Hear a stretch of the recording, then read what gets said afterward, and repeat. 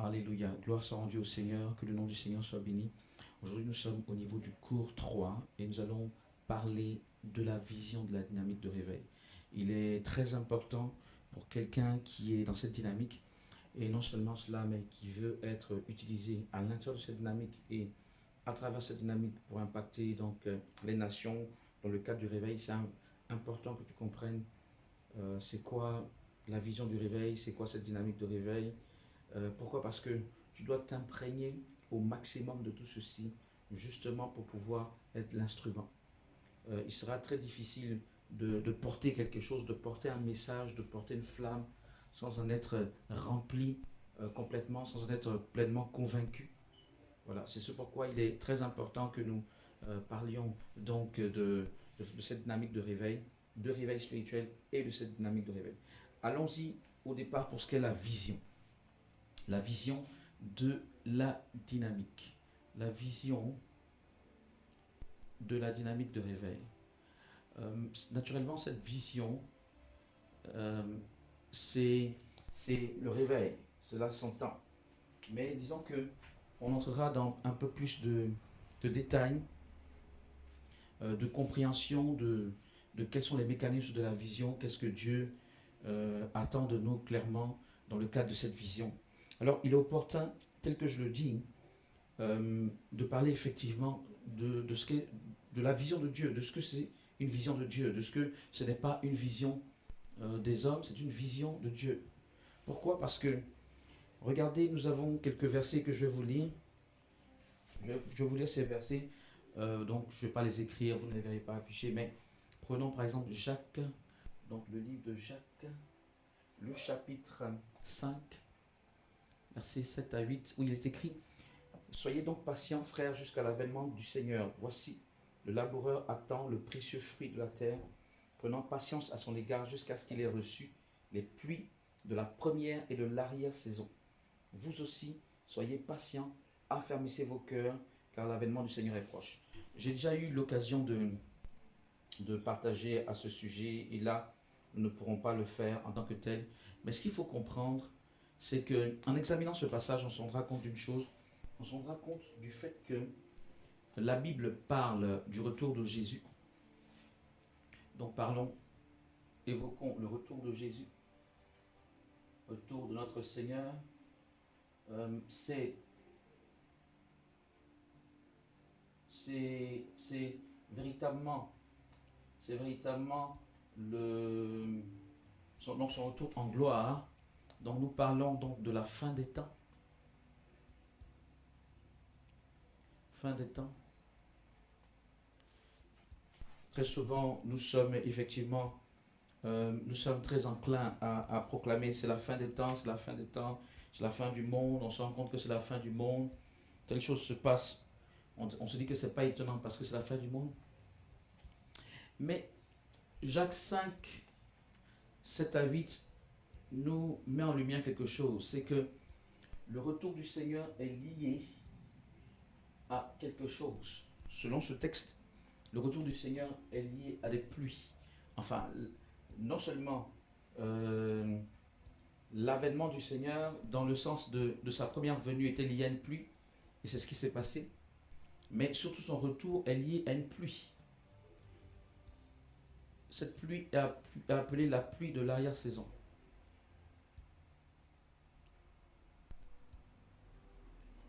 La pluie de l'arrière-saison.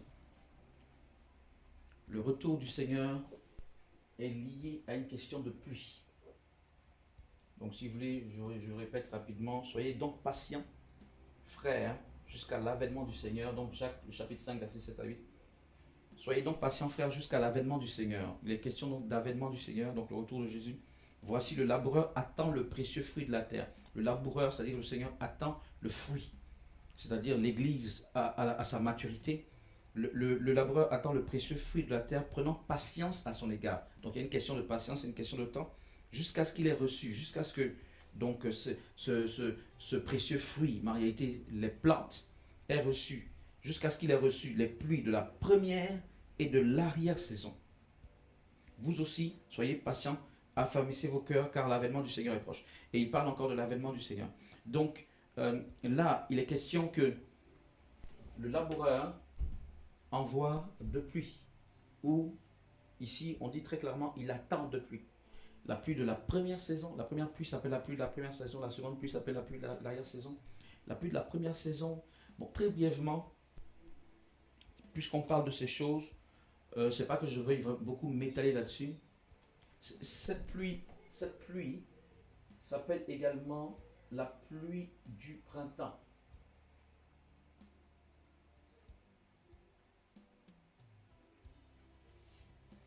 Elle s'appelle, la pluie de l'arrière-saison s'appelle également la pluie du printemps. En réalité, la pluie de l'arrière-saison, ça a apparu dans la Bible. Quand vous prenez Deutéronome, vous prenez d'autres passages, vous allez voir qu'il est déjà question de pluie de l'arrière-saison. Parce que le cycle des cultures en Israël obéissait donc à deux pluies, la pluie de la première saison et la pluie de l'arrière-saison. La pluie de la première saison était une pluie qui se situait dans les environs d'octobre par là, et les laboureurs faisaient leurs semences juste avant la pluie de la première saison. La pluie qui donc est la pluie aussi, la pluie qui est appelée la pluie de l'automne. Par contre, juste avant la récolte, il y a une deuxième grande pluie qui vient, qui s'appelle la pluie de l'arrière-saison, qui est également appelée la pluie du printemps, qui vient juste avant la récolte. C'est-à-dire, c'est cette pluie qui emmène les plants à maturité. C'est pourquoi la Bible dit que le laboureur, il attend, c'est vrai, la pluie de la première saison. Je ne l'ai pas noté là, parce que ça c'est la première pluie, c'est la première Pentecôte. Mais il attend également la pluie de l'arrière-saison, la deuxième Pentecôte. Donc si vous voulez comprendre, le retour de notre Seigneur Jésus est lié à cette pluie. Et nous avons également un autre passage qui est en Osée. Donc Osée le chapitre 6. Donc Osée le chapitre 6, le verset 3, qui dit, voilà, connaissons. Il dit, connaissons, cherchons à connaître l'Éternel. Sa venue est aussi certaine que l'aurore. Sa venue est aussi certaine que l'aurore parle donc du jour qui se lève. Le jour, dans le langage symbolique de la Bible, lorsqu'on parle du jour de l'Éternel, donc sa venue est aussi certaine que l'aurore. Donc c'est le jour de l'Éternel qui se lève.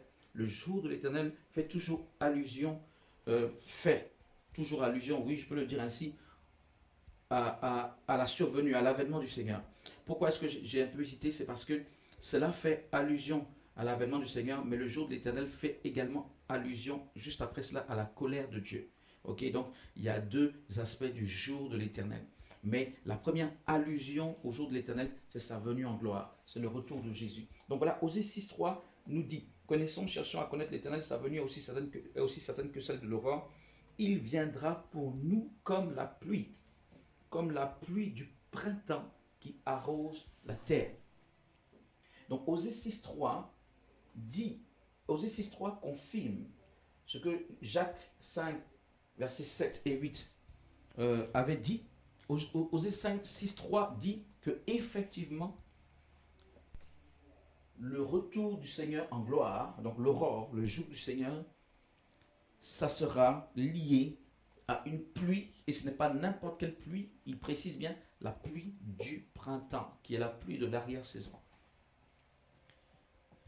Et nous allons prendre un autre passage très rapidement, qui est en Zacharie, le chapitre 10. Zacharie, donc voilà, Zacharie 10, 1, où il est écrit, demandez à l'Éternel la pluie du printemps. L'Éternel produira des éclairs et vous enverra une abondante pluie. Il donnera à chacun de l'herbe dans son champ. Donc demandez à l'Éternel la pluie, dit Zacharie 10.1, et pas n'importe quelle pluie. La pluie du printemps. Et il vous enverra une abondante pluie. Donc bien aimé, Zacharie 10.1 nous fait comprendre quelque chose. C'est que cette pluie n'arrivera pas sans notre participation. C'est-à-dire que il y a, pour la pluie du printemps, si vous voulez, ça nous confirme, je peux le mettre comme ça, cela nous confirme la participation des hommes, d'hommes.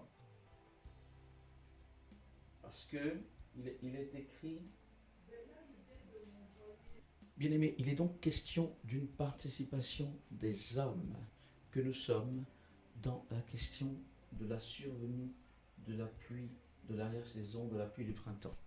Ok, alors on va essayer de voir plus clair et donc de nous résumer par rapport à ce que nous avons déjà dit. Enfants de Dieu, bon, ce n'est pas très compliqué tout ce qui vient d'être mentionné, mais simplement essayons de le rendre un peu plus clair. Lorsqu'on parle de pluie, on parle d'une grande visitation du Saint-Esprit.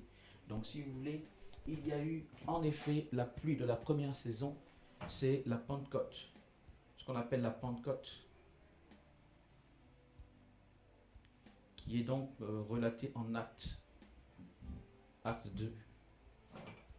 Et il y aura donc une pluie de l'arrière-saison qui précédera le retour de Jésus, le retour de notre Seigneur. Et cette pluie peut s'appeler, elle s'appelle la pluie de l'arrière-saison, elle s'appelle la pluie du printemps, mais on pourrait l'appeler effectivement une nouvelle Pentecôte. Voilà pourquoi c'est simplement en référence à la première Pentecôte d'Actes, le chapitre 2. Cette nouvelle Pentecôte qui est la pluie de la fin des temps, donc la pluie, quand on parle de pluie, je viens de le dire, c'est un déversement de la puissance du Saint-Esprit. Et c'est ce que nous appelons très régulièrement, pour faire court, on appelle le réveil spirituel. Le réveil spirituel de la fin.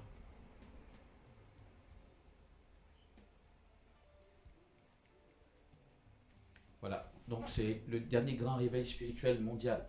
Le réveil spirituel dans les nations, le réveil spirituel de la fin dans les nations. Voilà, pour être plus clair, dans les nations. Donc dans toutes les nations, le réveil spirituel. C'est ce pourquoi nous sommes, vous le comprenez maintenant, nous sommes une dynamique de réveil.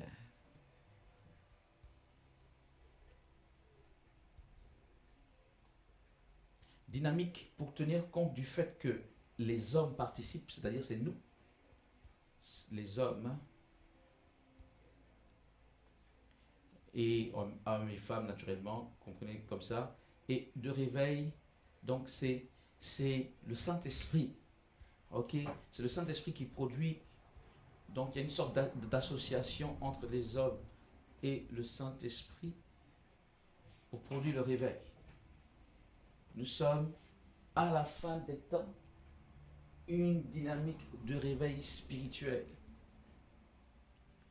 Le réveil étant produit par le Saint-Esprit, mais au travers d'hommes. Et c'est ce pourquoi nous constituons une dynamique. Alors tout ceci n'est pas compliqué. Voici pourquoi est-ce que je pense que vous pouvez mémoriser, hein, Pentecôte acte 2, nouvelle Pentecôte, également appelé le réveil spirituel de la fin. Nous sommes une dynamique de réveil pour tenir compte du fait que nous les hommes, nous y participons. Et pourquoi je le dis? Parce qu'on va effacer, ou même je peux l'écrire en bas, ce sera plus simple pour ne pas que vous perdiez cela. Et c'est parce que, voilà, nous sommes partie prenante de cela.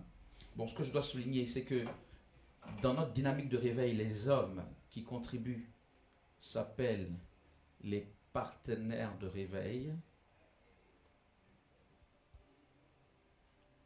Les partenaires de réveil. Voilà.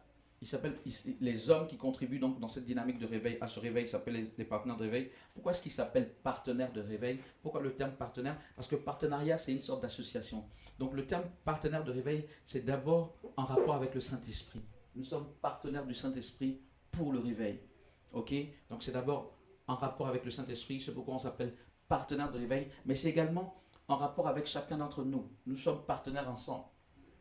Voilà ce pourquoi est-ce qu'on s'appelle partenaire. Mais d'abord le Saint-Esprit est ensemble en tant qu'homme. Voici pourquoi nous avons ce terme partenaire de réveil. Enfant de Dieu, jusque-là je le dis, c'est assez simple. Alors, et j'hésite toujours à effacer pour ne pas que vous perdiez le fil, parce que j'ai d'autres choses à montrer. Mais bon, laissons quand même. Alors, dans une prochaine vidéo, on parlera de ce qu'on appelle la maison spirituelle.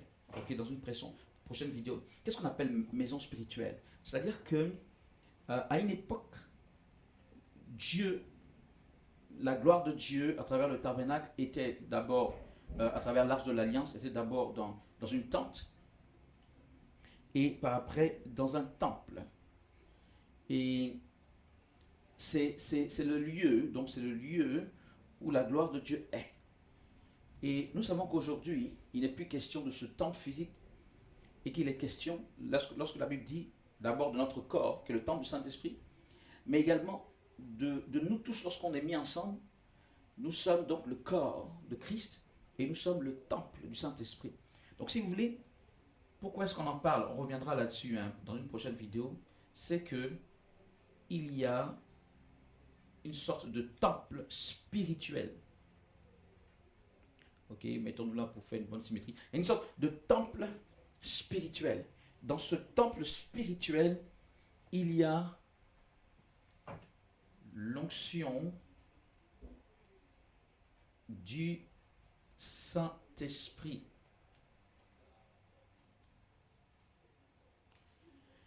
L'onction du Saint-Esprit qui agit dans le temple. Voilà, je mets ces points verts. C'est l'onction. L'onction de l'Esprit de Dieu est dans le temple et vous comprendrez. Et l'onction de l'Esprit de Dieu sort également de ce temple pour agir. Oui, pourquoi? Parce que ce temple, en réalité, ce sont les enfants de Dieu. On pourrait dire l'Église d'une manière générale, mais revenons à notre dynamique, ce temple, c'est l'ensemble des partenaires de réveil. Ce temple-là, c'est l'ensemble des partenaires de réveil. Ce temple.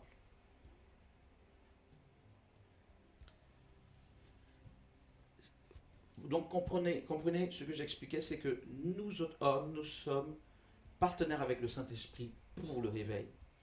Et nous avons des attitudes et des activités à mettre en œuvre qui feront que le Saint-Esprit se sentira bienvenu, il sera accueilli au milieu de nous, et non seulement pourra nous bénir spirituellement par l'onction du réveil, mais également il pourra au travers de nous, au travers de ce qu'on fait, au travers de nous, toucher également d'autres personnes. Ailleurs, on parlerait du monde. Donc tout autour, c'est le monde. Ok? Ce sont soit que si on tient compte de ce que ces pointillants bleus, c'est la dynamique, à l'extérieur, il y a quand même l'église aussi, l'église elle-même, la grande église. Donc dans l'église, les gens seront touchés. Ok? L'église sera touchée. Autrement dit, l'église sera touchée par quoi? Par l'onction de réveil. L'église sera réveillée. Et encore mieux, le monde, c'est-à-dire les inconvertis, seront touchés. Voilà. Donc nous formons une maison spirituelle à travers, je le répète, nos attitudes et nos activités qui font que l'Esprit de Dieu est invité, l'Esprit de Dieu est accueilli, l'Esprit de Dieu vient demeurer parce que c'est lui qui produit le réveil, je l'ai dit, pour produire le réveil. Et d'abord, les premières personnes qui touchent par le réveil, c'est bien entendu nous. Parce que lorsqu'on parle de la chambre haute, lorsqu'on parle de la Pentecôte d'Acte 2, les premiers à avoir reçu les flammes, les langues de feu, la visitation de l'Esprit, c'est bien ceux-là qui étaient dans la chambre haute. Donc, ceux qui s'activent de par leurs attitudes et de par leurs activités qui s'activent, donc pour que l'Esprit de Dieu vienne pour susciter le réveil, sont les premiers à en bénéficier. C'est pourquoi c'est bon d'être là quand même, n'est-ce pas? C'est bon d'être dans cette maison spirituelle. On va revenir là-dessus. Et Dieu les utilise, comme Pierre est sorti pour aller proclamer aux gens. Dieu les utilise pour toucher l'Église aujourd'hui, et pour toucher même le monde. Ok, à l'image des 3000 qui ont été convertis en Actes le chapitre 2. Donc, bien aimé, voilà le schéma. C'est de manière schématique pour comprendre. Voilà, nous sommes des partenaires de réveil et nous, les partenaires, nous constituons cette maison spirituelle de par les nations. Parce que nous sommes des partenaires de réveil dans les nations. Alors, je l'ai dit, je vais maintenant effacer. J'avais hésité depuis longtemps, mais parce que, pourquoi parlons justement des partenaires de réveil. On te parle de ça parce que, je l'ai dit, tu dois comprendre la vision. Et naturellement, si cela est expliqué, c'est pour que tu t'imprègnes de la vision pour la vivre. Tu dois l'assimiler, tu dois t'en imprégner, tu dois la vivre, tu dois la comprendre, donc, pour en être justement un des piliers. Alors, c'est une maison spirituelle. Regardons d'abord, je dirais, les piliers des activités. Regardons la question des activités. On parle de la vision, regardons les activités.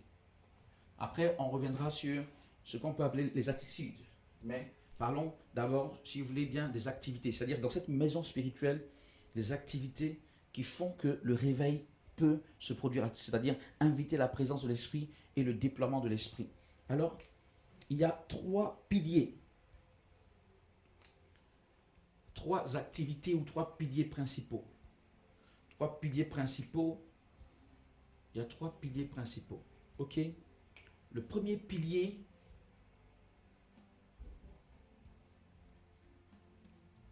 c'est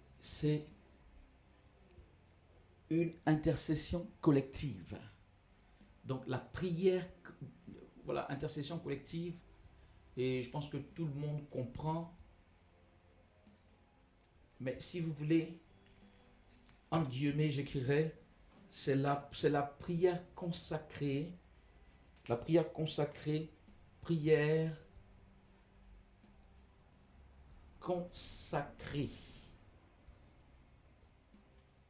d'un grand nombre de personnes. D'un grand nombre de personnes. Donc voilà, d'un grand nombre de personnes.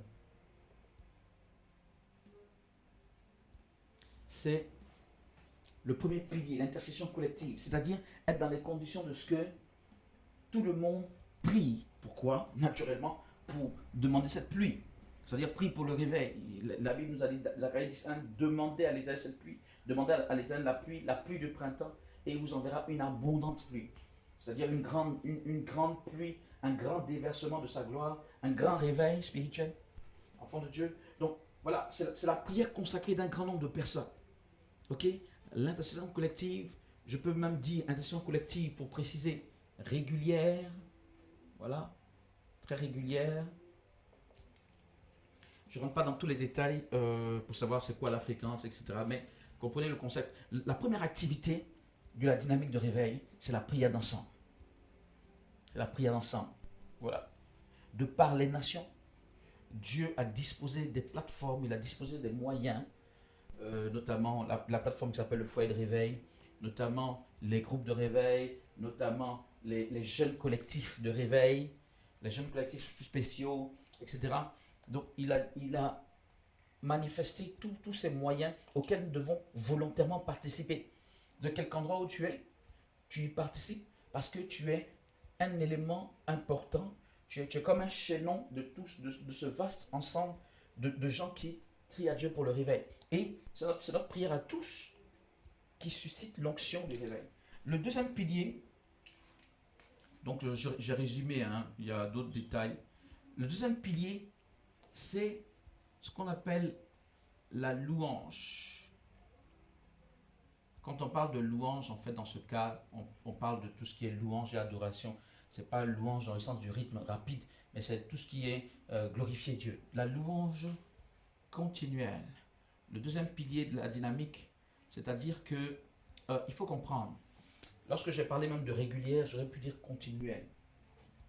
Ok, j'aurais pu dire continuelle. J'ai mis continuelle ici, c'est pour ne pas qu'il y ait trop de répétition. Mais ces deux éléments, donc je vais expliquer un peu mieux la louange continuelle, ces deux éléments font descendre la présence du Saint-Esprit. La présence du Saint-Esprit. Ok, la présence du Saint-Esprit. J'ai abrégé, ok. La présence du Saint-Esprit. Alors, la louange continuelle, c'est quoi? C'est le fait que dans certains endroits que Dieu permet dans la dynamique, il y ait chaque jour,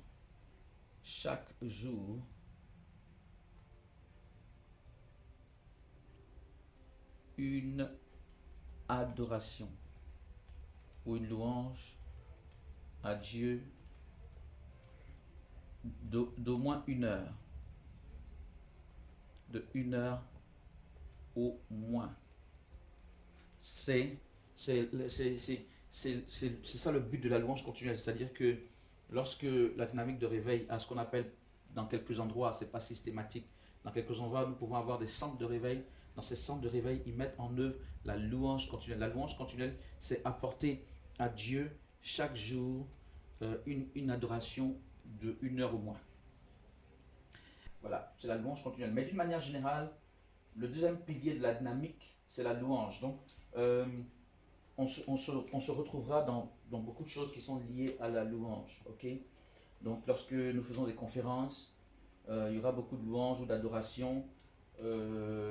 Dans les émissions Temps du réveil, il y a beaucoup d'adoration. Il y a très souvent, systématiquement, l'adoration. Voilà, on est dans tout ce qui... on est, voilà, mais ce n'est pas fait forcément par des spécialistes, l'adoration. C'est le peuple qui adore. Et dans les rassemblements donc, du MNP, dans les conférences de réveil, dans les rassemblements dans les nations pour l'intercession dans les nations, etc., la louange occupera toujours une place importante. Parfois, il peut même avoir des temps spéciaux de louange et d'adoration où on ne fait que ça. Bref, le deuxième pilier, c'est la louange. Et l'intercession et la louange ont une vertu de faire descendre la présence de Dieu et même, quelque part, un peu de la déployer également. Le troisième et dernier pilier de la dynamique, on appelle cela les actions de réveil. Les actions de réveil. Il faut comprendre, la présence de Dieu descend par... Peut-être que je vais mieux écrire ça parce que là, je crois que je vais peut-être mieux écrire ça. C'est un peu coincé. Voilà. Faire descendre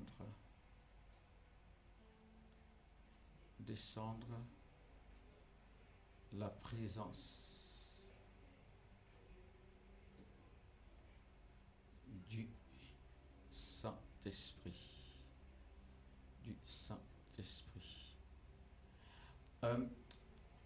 Rappelez-vous que nous avons dit que celui qui produit le réveil, c'est le Saint-Esprit, mais nous sommes partenaires avec lui.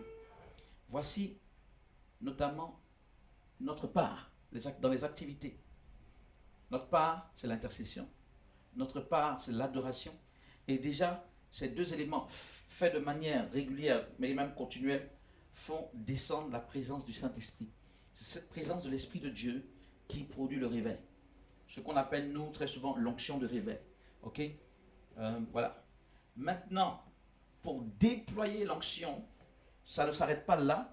Déjà, la prière, l'intercession peut déployer l'onction, parce que quand on prie pour inviter l'Esprit de Dieu, on peut prier également pour dire cet Esprit touche telle personne, touche telle nation, cet Esprit va visiter telle personne, va visiter tel groupe, tel peuple, etc.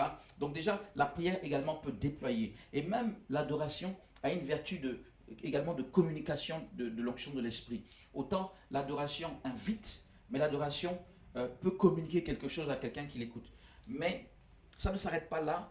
Pour mieux déployer, le Seigneur a prévu dans cette dynamique qu'il y ait un troisième pilier. Donc il n'y a que 3 piliers. Et le troisième et dernier pilier sont les actions. Les actions, c'est tout ce que nous faisons par le Saint-Esprit, mais à destination d'autres personnes. C'est-à-dire que c'est là où on se positionne véritablement comme des instruments. Ok? C'est toutes sortes de... Ce sont les actions et donc événements, actions et événements.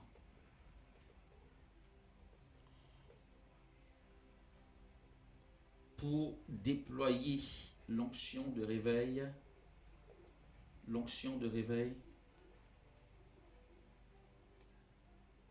voilà, pour déployer l'onction de réveil à destination des autres, naturellement.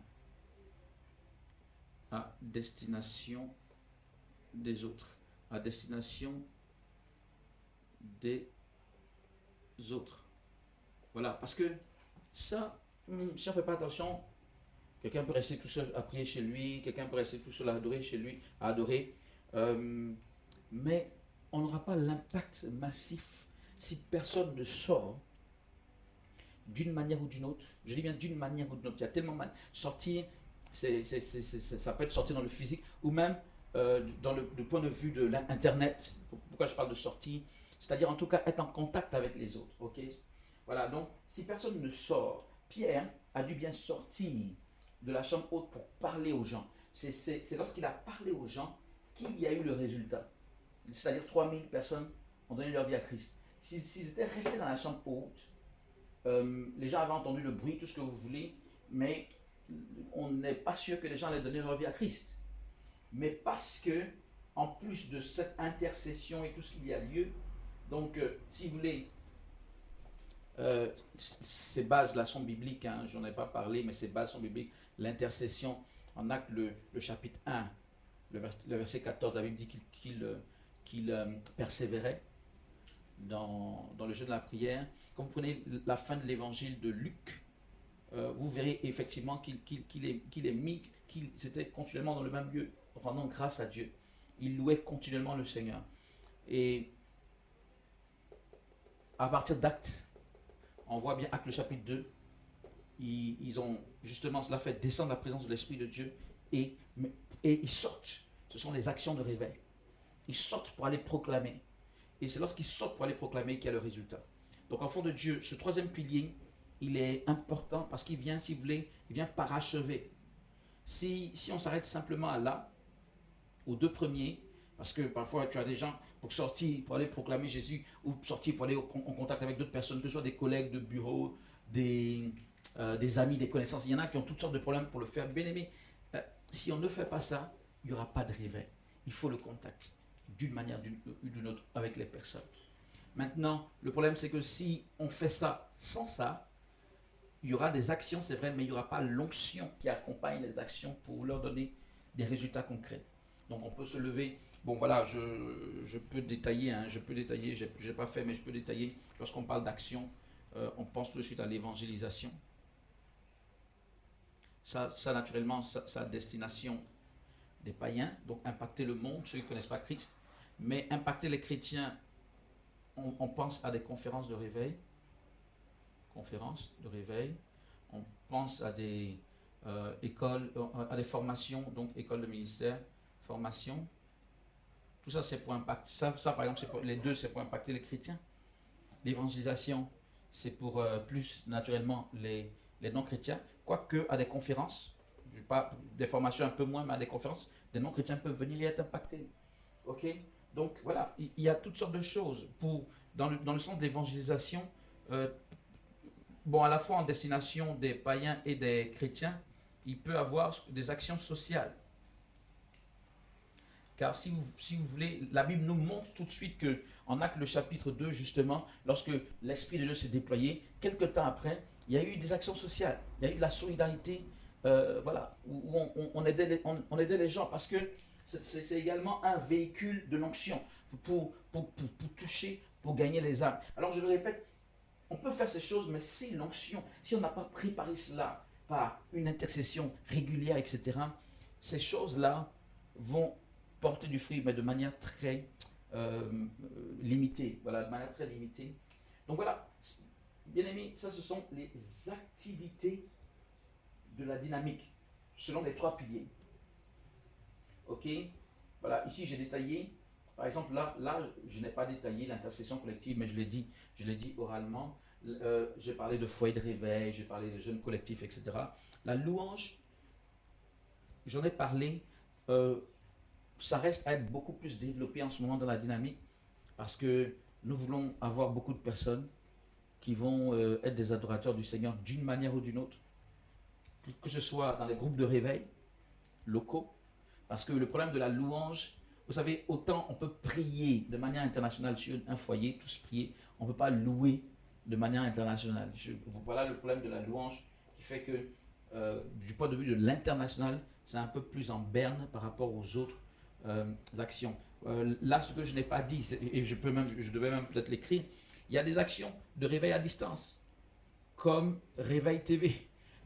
Oui, parce que Réveil TV, c'est aussi sorti, vous voyez, c'est aussi sorti. Donc du coup, ce n'est pas sortir physiquement, mais se sortir par le biais des ondes, etc.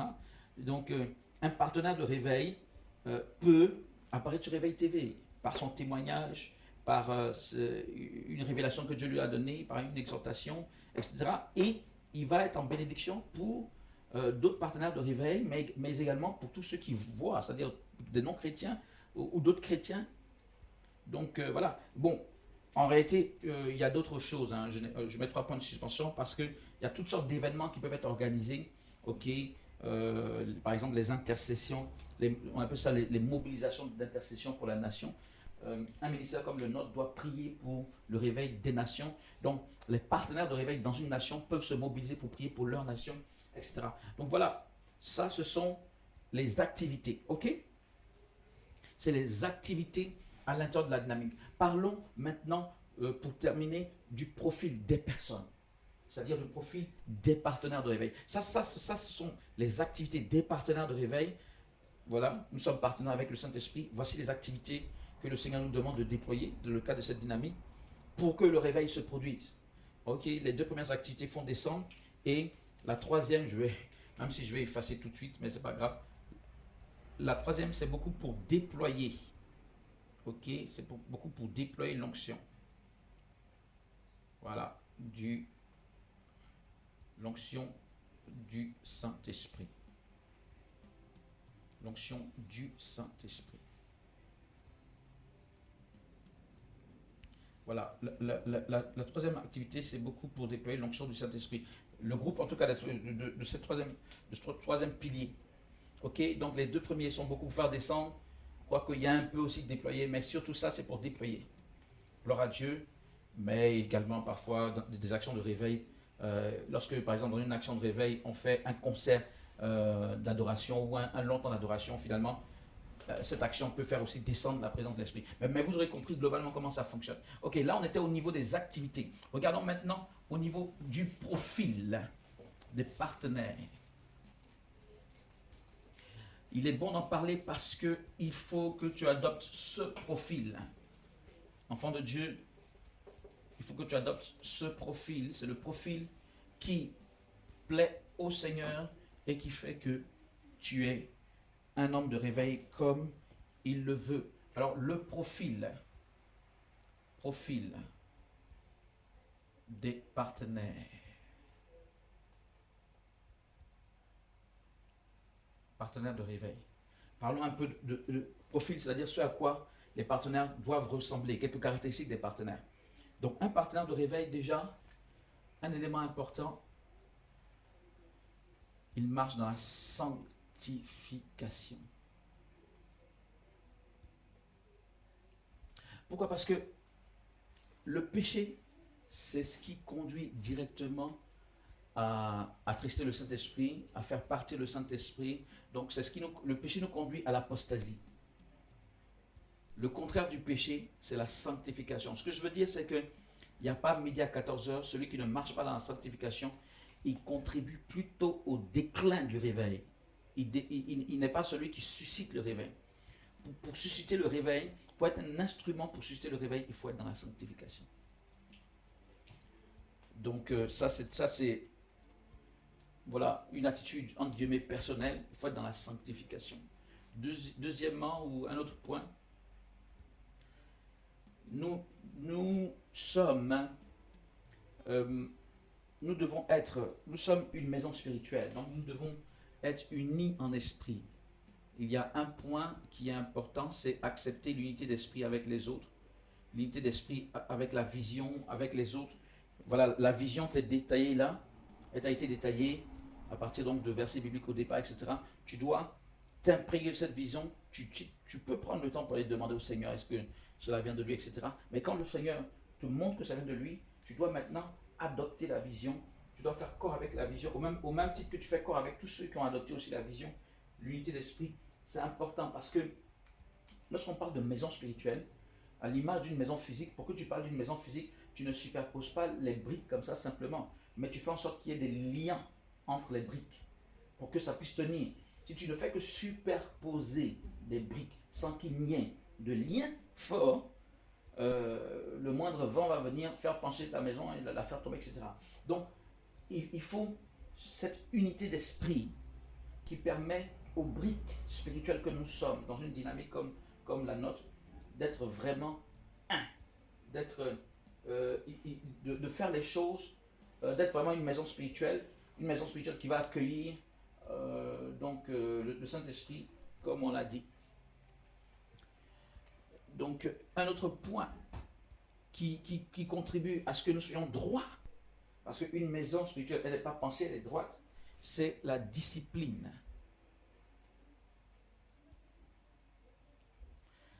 Ça peut ressembler à la sanctification, la consécration, mais la discipline, c'est surtout pour dire, ok,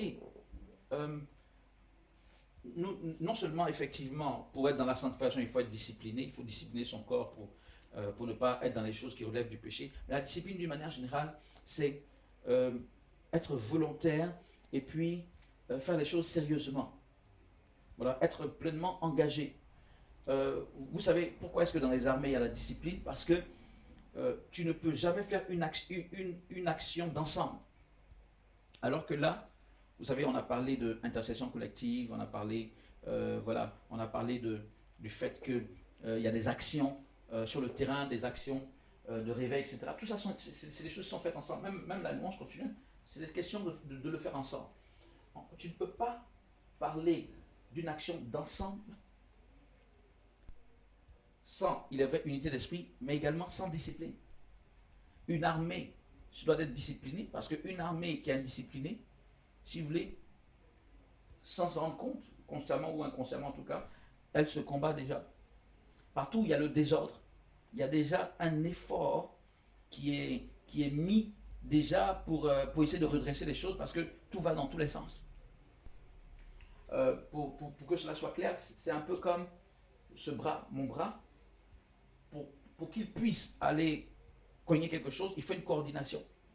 Si jamais les membres, les membres de mon bras, l'avant-bras, le bras, etc., si au lieu de suivre la coordination, elles sont dans le désordre, c'est-à-dire que l'un bouge ici, l'autre bouge là, on ne va jamais pouvoir faire une action coordonnée pour faire quoi que ce soit. Donc, clairement, dans la dynamique de réveil, quelqu'un qui rentre dans la dynamique de réveil, il est discipliné. Ça veut dire quoi? Nous avons par exemple des jeûnes, nous avons des prières, nous avons tout ça. Il veut le faire volontairement. Ce n'est pas comme si il rentre dans la dynamique, mais en réalité, il est rebelle. Il veut se battre avec tout le monde. Genre, je refuse, je ne veux pas le faire. Mais bon, il n'y a aucun intérêt à rentrer dans la dynamique pour ne pas être discipliné. Celui qui rentre dans la dynamique est discipliné parce que c'est nécessaire pour l'action. Et l'Esprit de Dieu, la Bible nous dit, c'est un Dieu d'ordre, pas un Dieu de désordre. Donc nous avons en effet la discipline dans le profil des partenaires, sanctification, unité d'esprit, discipline. Ce sont des profils importants. Bon, maintenant, auxquels s'ajoutent des choses qui concernent la vision. Ça veut dire que il faut être naturellement une personne qui aime la prière.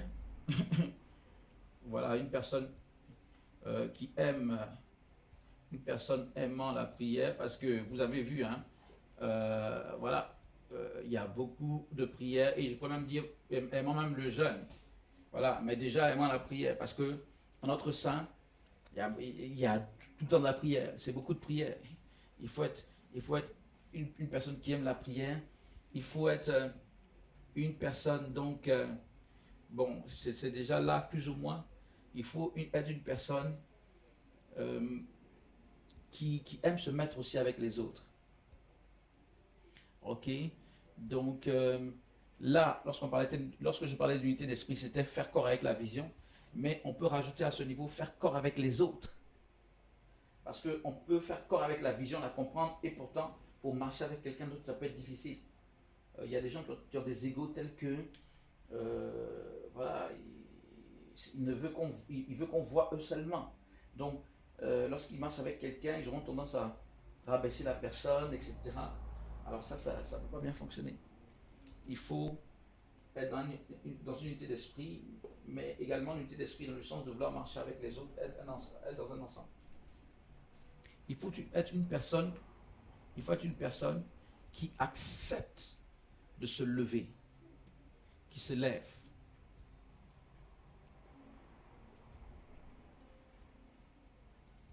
Bon, naturellement, une personne qui a accepté la vision, etc. Mais concrètement, qui se lève. Je vais rajouter concrètement. Pour être un vrai partenaire de réveil, il faut accepter de te lever. C'est une dynamique. C'est ce pourquoi ça s'appelle dynamique de réveil. C'est une dynamique.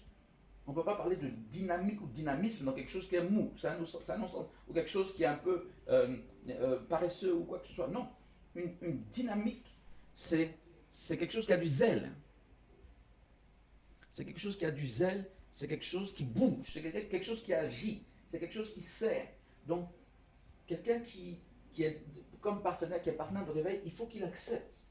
Si jamais tu te retrouves dans un groupe, donc je peux mettre entre parenthèses même groupe de réveil, il faut accepter de te retrouver dans un groupe de réveil avec d'autres personnes de ta nation à poser des actes. Parce que, vous savez, c'est par ces actes, comme nous disons, que nous arrivons jusqu'au bout de notre mission de réveil.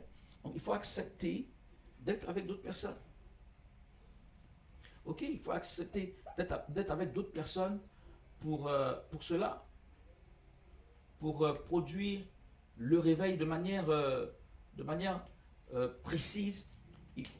Vous savez, Internet c'est bien, la télévision, Réveil TV, tout ça c'est bien, mais il y a beaucoup de gens qui sont persuadés par un contact humain, qui sont persuadés par des discussions, des petites discussions, pas seulement parce qu'ils verront des choses sur Internet. Sur Internet, il y a de bonnes choses comme des mauvaises choses, et on ne sait même plus à quoi se fier, vous comprenez. Mais lorsqu'on a l'occasion de parler avec quelqu'un, lorsqu'on a l'occasion d'être en contact avec quelqu'un qui peut mieux nous expliquer les choses, ça fait avancer toutes choses. Donc, il faut accepter de se lever. Il ne faut pas dire, je suis dans la dynamique, mais je reste chez moi, je suis dans la dynamique, j'ai peur de sortir, j'ai peur de parler à quelqu'un. Bien aimé, nous sommes une dynamique d'impact, nous sommes une dynamique de réveil. Le monde doit être réveillé justement par le réveil. Enfant de Dieu, si tu ne peux pas, juste une remarque, si tu ne peux pas aller parler à des gens de la dynamique, ok, parler de la dynamique, se lever. Je note cela parce que on reviendra là-dessus, mais il y a des personnes qui ont des problèmes pour parler d'une dynamique de réveil. Parce qu'à un moment donné, l'impact que tu vas avoir, c'est également toucher des personnes pour les faire être réveillées. Et les faire être réveillées comment? Non seulement ces personnes sont réveillées, mais ces personnes entrent dans la dynamique pour également devenir des hommes et des femmes de réveil concrètement. C'est ça le but. Les gens, certes, quelqu'un peut connaître Jésus-Christ au travers de la dynamique, on l'oriente vers une église, mais s'il le veut, ce n'est pas une obligation. Il peut dire, je veux être réveillé de la même manière que vous m'avez porté cette flamme, je veux avoir cette flamme, moi aussi, je veux être un élément pour aller toucher d'autres personnes. En ce moment, on dit rentre dans la dynamique et nous avons pour rôle, vis-à-vis même de tout chrétien, de pouvoir parler de la dynamique et de pouvoir inviter dans la dynamique. Parce que moi j'appelle ça le béaba. Pourquoi? Excuse-moi, mais tu vas devoir, dans le réveil, tu vas devoir plutôt parler à des païens. À des païens. Alors, si tu ne peux pas parler à des chrétiens ou à des gens qui peuvent être intéressés, comment tu parleras des païens? Tu dois parler, quand je parle de païens, c'est vraiment, mais à un moment donné, tu peux parler à des dirigeants dans certaines choses, à des responsables. Qu'est-ce que Shannon dit? Un homme de réveil, Dieu peut t'envoyer partout. Il peut t'envoyer au milieu des gouvernants, il peut t'envoyer au milieu des dirigeants de ta société, il peut t'envoyer au milieu de n'importe qui. Et il ne faut pas être quelque part et être influençable ou influencé. Mais quand je vois des personnes qui ont des difficultés pour se lever, pour parler de la dynamique à d'autres chrétiens, parce que lorsqu'on parle de la dynamique, forcément, ça a des chrétiens au départ. Euh, Tu demandes, on fait des jeunes collectifs, etc. Bon, je le répète, quelqu'un qui vient de donner sa vie à Christ, c'est pas qu'on lui dise tout de suite rentre dans ces choses, parce que parfois c'est d'un certain niveau où ça peut sembler un peu difficile pour lui. Donc, parler de la dynamique, c'est vis-à-vis très souvent des chrétiens. Mais si tu veux parler à des chrétiens, comment est-ce que tu vas te retrouver devant des païens, devant des dirigeants, devant toutes sortes de personnes? Même, ça va faire sourire, même devant des démons. Attends, il faut être une personne d'autorité. Il faut être une personne d'autorité. Il ne faut pas. Il ne faut. Remarquez dans la Bible, lorsqu'ils ont reçu l'onction de l'Esprit de Dieu, ils n'avaient peur de personne. On a vu Pierre et Jean. Voilà, le même Pierre qui a fui devant la femme, je peux dire. Voilà, c'est lui-même qui s'est tenu maintenant pour dire on ne peut pas vous obéir, vous Sanhédrin. Là, ce n'est pas devant une femme, c'est devant le Sanhédrin même. Ce jour-là où il avait peur et il a même renié Jésus, le Sanhédrin était réuni avec le Seigneur à l'intérieur, mais c'est devant une femme qu'il a tremblé. Voilà, à cette époque, trembler devant une femme, ce n'était pas très logique. À cette époque, bon, moi je ne vais pas faire de remarques pour l'époque d'aujourd'hui, mais en tout cas, ce n'était pas très logique. Mais c'est ce qui s'est passé.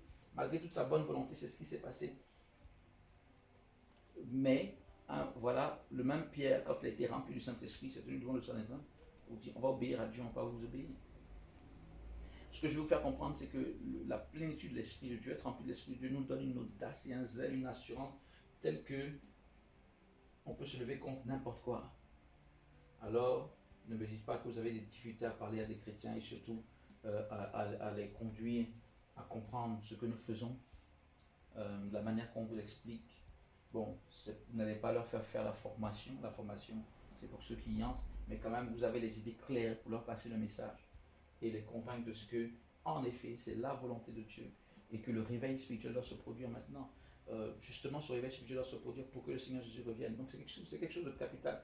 C'est pas une blague, c'est pas de l'amusement, c'est pas un petit mouvement de je ne sais quoi. C'est quelque chose de très sérieux qui, en ce qui nous concerne en tout cas, parce que Dieu suscite comme il veut, quand il veut. Donc, nous, on ose croire que d'autres personnes sont suscitées dans le monde pour le même réveil.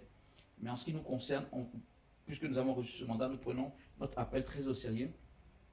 Je répète, nous ne disons pas que nous sommes les seuls, mais nous travaillons comme si c'est nous qui devions le faire et qu'on n'attend pas que quelqu'un d'autre le fasse.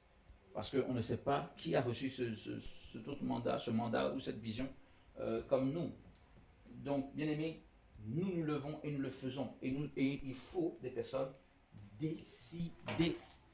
Alors, pour terminer, un élément qui n'est pas obligatoire, mais qui est, on vous encourage vraiment, même si je ne suis pas rentré dans tous les détails, mais un partenaire de réveil également nous aide dans quelque chose. Il nous aide, il faut le dire. Ce que nous encourageons nos partenaires à faire, c'est au moins 2 fois dans l'année. Donc 2 fois dans l'année. Ce que nous encourageons, je répète, ce n'est pas une obligation, mais à mon sens, cela coule de source, cela va de soi. 2 fois dans l'année, nous encourageons, nous n'exigeons pas, nous encourageons nos partenaires à soutenir financièrement. Donc 2 fois dans l'année, il soutient financièrement. Pourquoi? Parce que cette dynamique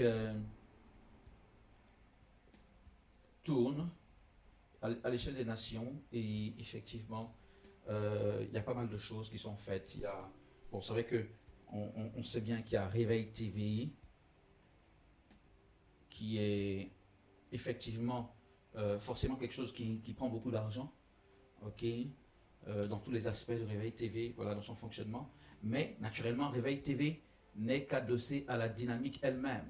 Donc la dynamique elle-même tourne, voilà, à travers tout ce qui est fait dans les nations, et nous avons besoin de ressources financières. Donc, nous encourageons beaucoup les partenaires de Réveil à être des soutiens financiers. Vous savez, la dynamique de Réveil, c'est notre chose à nous tous. Ce n'est pas la chose du prophète Élisée Kouakou. C'est un peu comme quand Néhémie est venu pour reconstruire la muraille de Jérusalem. Il a eu cela à cœur de la part du Seigneur, mais ce n'était pas le projet de Néhémie, comme si voilà, c'est Néhémie seul qui allait le faire. Quand on lit la Bible, on se rend bien compte que Néhémie a été certes l'instrument de Dieu pour que cela se fasse, mais tout le monde s'y est mis, parce que cela concerne l'œuvre de Dieu. C'est quelque chose qui concerne Dieu et qui nous sera en bénéfice à tous. Donc bien aimé, je parle de ça comme de la dynamique. Le réveil spirituel, la dynamique de réveil, c'est pour nous tous. C'est pas pour Élisée Kouakou. Réveil TV, l'instrument que Réveil TV est pour bénir beaucoup de vies, ce n'est pas pour Élisée Kouakou, c'est pour Dieu. Donc bien aimé, voici. Nous souhaitons que tous les partenaires de Réveil puissent y prendre part. Nous avons 2 campagnes, 2 fois. Donc c'est 2 campagnes dans l'année. 2 campagnes de dons, une à fin juin, une à fin décembre. Pour soutenir non seulement Réveil TV, mais la dynamique d'une manière générale.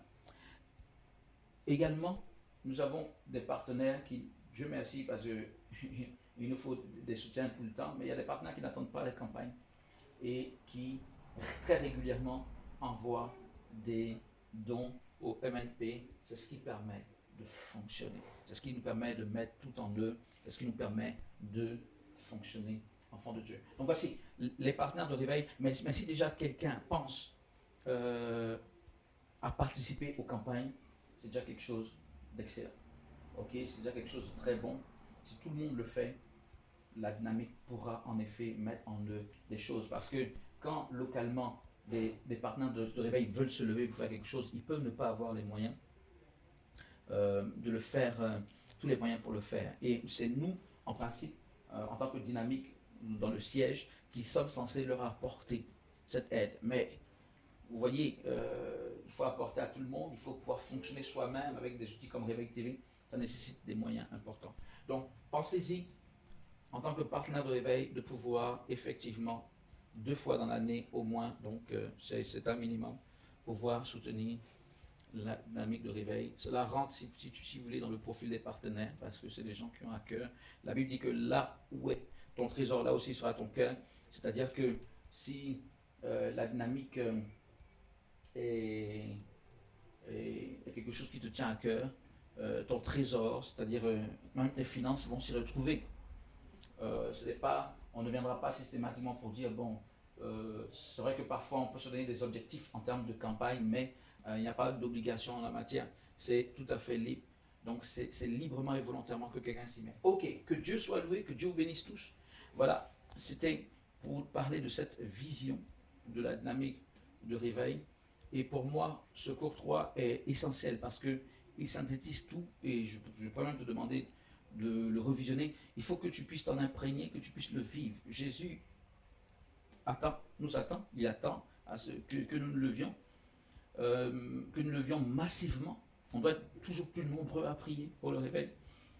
Donc de la même manière que toi aujourd'hui tu es intéressé, tu dois non seulement t'imprégner de ça, te lever et également toucher d'autres personnes afin que ces personnes soient également intéressées à devenir partenaires de réveil, à se lever dans l'intercession. Voilà, aimant la prière, dans l'intercession pour le réveil. Et nous allons voir la gloire du Seigneur, comme on a commencé à la voir se manifester dans différents groupes, dans différents bords. On va voir la gloire du Seigneur se répandre dans les nations pour convertir les âmes, pour toucher les vies, pour guérir, pour bénir, pour libérer. Voici la dynamique de réveil.